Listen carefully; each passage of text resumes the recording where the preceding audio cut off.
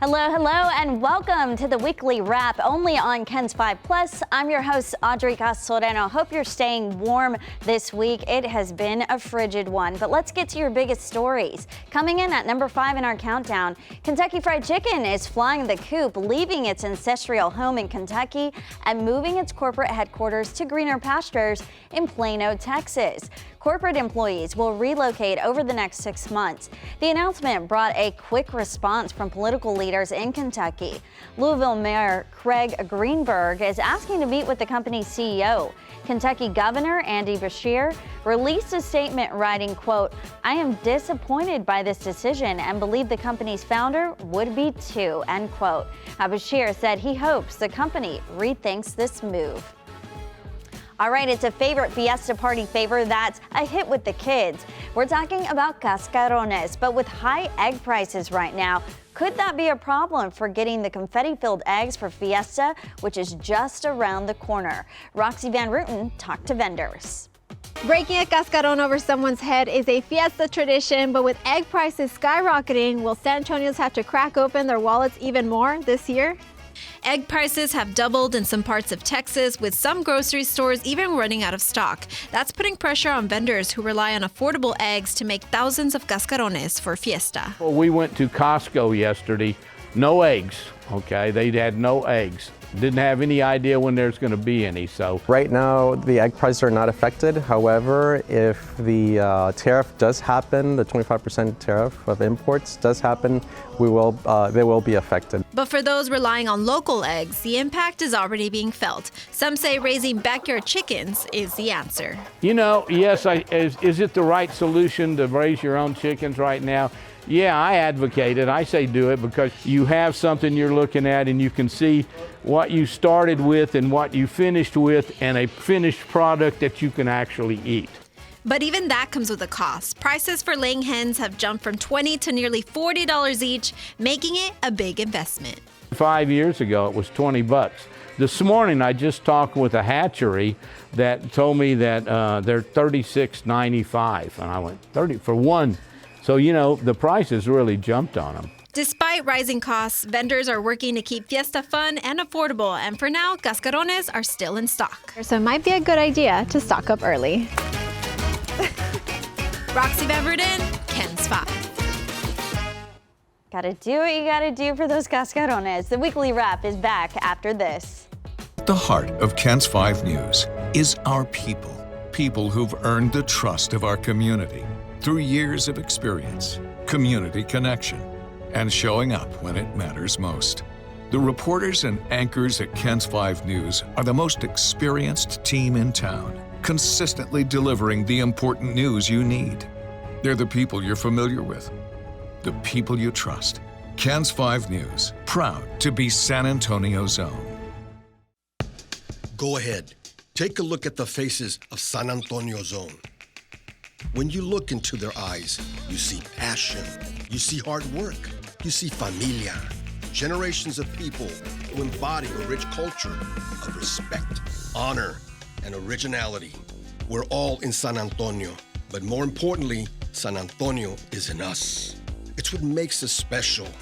It's why we're proud to be San Antonio's own. I think we're very cute. Yeah, I think we need to send out a Christmas card like this. Yeah, let's do that. Dollar Jill. If you can't get into the market, it's okay. Renting is fine. I wonder how Serena is feeling. That's a really good question. No one's asked me that yet. You're 70 years old? 70, yeah. I'm 21.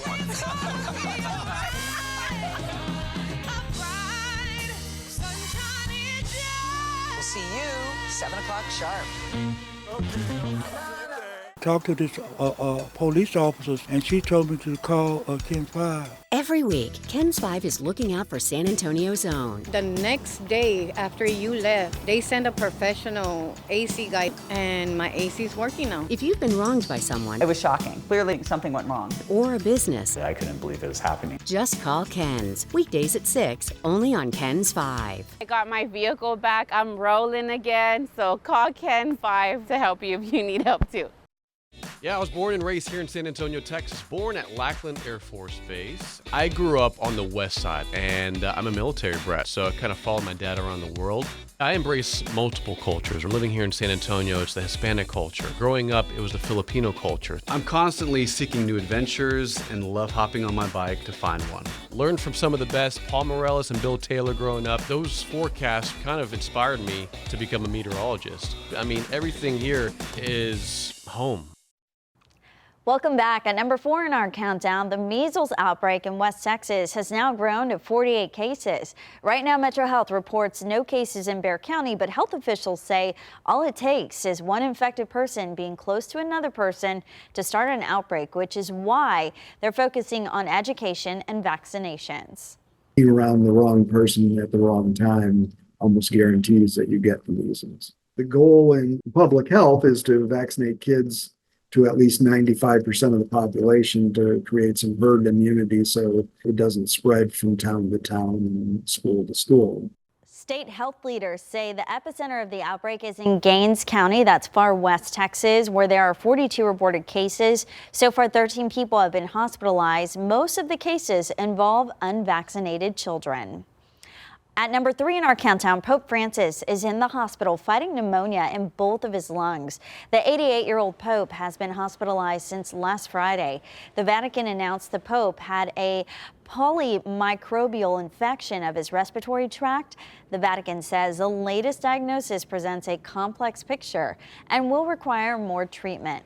Pope Francis has a medical history of lung-related issues. The Vatican said, nevertheless, the Pope is in good spirits and is grateful for the prayers for his recovery. Closer to home, saddle up, folks. Grab your hat, boots, and your appetite. Ken's 5's Justin Calderon is back at the rodeo this year, and he's taking you on a wild, tasty ride that's sure to satisfy even the hungriest cowboy in this week's Neighborhood Eats. This week we are hot out the gate. We are rounding up the ribs, aching for the bacon, and corralling the corn dogs. We're back home on the range at the SA Stock Show and Rodeo.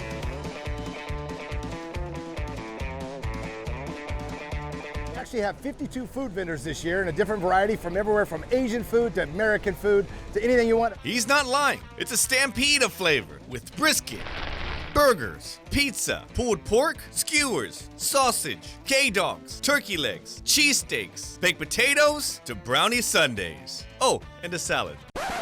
If you're into that, I guess. Corn dogs, funnel cakes, Blanco nachos. They're pretty good. Chicken tenders and french fries. I want a funnel cake. All right.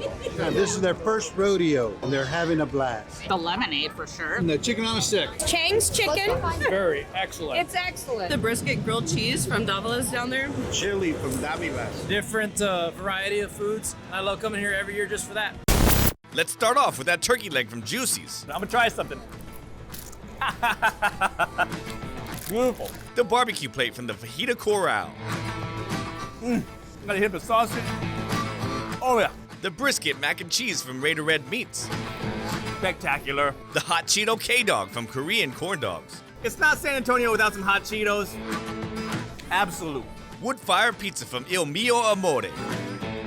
That is some fantastic wood fire pizza. And you know we're back with that dino rib from Davila's. I just feel like a Neanderthal, just, dare I say, it is even better this year. Wow.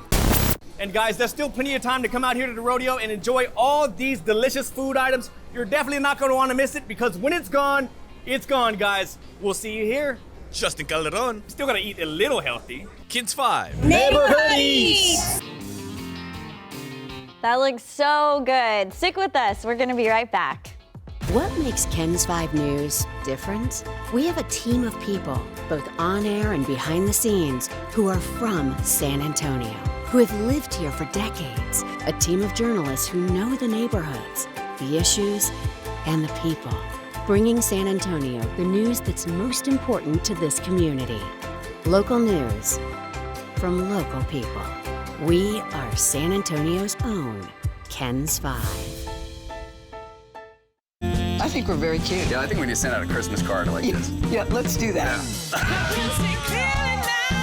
Dollar Jill. If you can't get into the market, it's okay. Renting is fine. I wonder how Serena is feeling. That's a really good question. No one's asked me that yet. You're 70 years old, 70, yeah. I'm 21.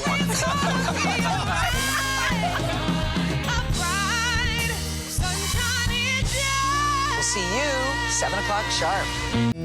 My name is Sue Kalberg, and I am a journalist for KENS 5 for 22 years. I think it's been an awesome privilege to be able to work in the town that I grew up in. My uncle, Rex Stanley, was the very first guy hired at KENS 5. From the beginning, I said, you can get paid for that? Let me in. It fills my heart to be a part of the KENS family, because the KENS family is the San Antonio family. I am San Antonio's own Sue Kalberg. Talked to this police officers, and she told me to call KENS 5. Every week, KENS 5 is looking out for San Antonio's own. The next day after you left, they sent a professional AC guy, and my AC's working now. If you've been wronged by someone, It was shocking. Clearly something went wrong. or a business, I couldn't believe it was happening. just call KENS. Weekdays at 6, only on KENS 5. I got my vehicle back. I'm rolling again, so call KENS 5 to help you if you need help too.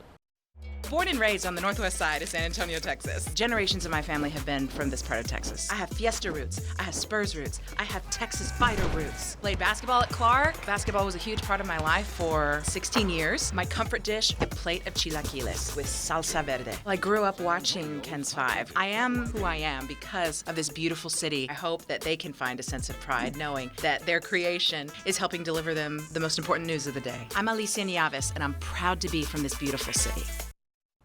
Welcome back. We're celebrating Black History Month, and one of the oldest Black male social clubs in the nation is marking a milestone here in San Antonio.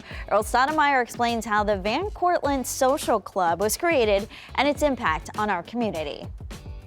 1910 Eastside San Antonio, a hub for Black excellence in a world separated by color. There weren't too many opportunities for men of color at the time to get together publicly. The church served as a safe haven for Blacks to gather.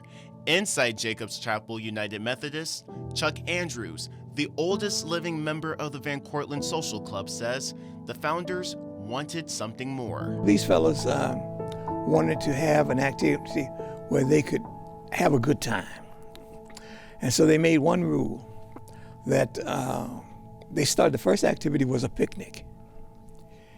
And they said that no children could come to the picnic. Sticking to grown folks' business, the East Side Jolly Boys were created in 1915. The 15 founders would gather each Sunday to eat, drink, play games, and give back to the Black community. I don't know if people are really aware of what the value of the Van Cortlandts really were in terms of being able to get things changed here in San Antonio. Some of their efforts included getting paved streets and sidewalks for Black San Antonio neighborhoods.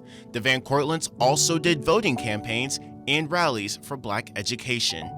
It didn't matter what you were. Not just that you have a bunch of qualifications. It mattered who you were. The applicant be a good man, as determined by the other good men who associated with the club. The club changed its name to the East Side Social Club, then the Van Cortlandt Social Club in 1920. In New York City, there was a park called the Van Cortlandt Park.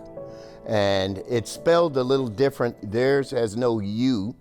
In court, we spell it just like court. The men partnered with a women's group, the Pals of San Antonio, to support Black women in debutante balls. People get to see them.